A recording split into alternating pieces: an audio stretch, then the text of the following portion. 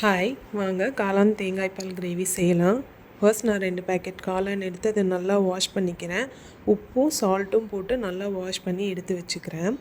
Next medium size வெங்காயம் 2 எடுத்து பொடி பொடியாக கட் பண்ணி வச்சுக்கிறேன். நெக்ஸ்ட்டு கடாய் வச்சு ஆயில் ஊற்றிட்டு கடுகு, கருவேப்பிலை, 2 பச்சை மிளகா, நம்ம கட் பண்ணி வச்சுருக்கிற ஆனியன் இதெல்லாம் போட்டு நல்லா வதக்கி விட்டுக்கோங்க. அப்புறம் இஞ்சி பூண்டு நம்ம அரைச்சி போடுறதுக்கு பதிலாக இந்த மாதிரி தட்டி போட்டிங்கன்னா கிரேவி இன்னுமே நல்லா டேஸ்ட்டாக இருக்கும், நல்ல ஸ்மெல்லாகவும் இருக்கும்.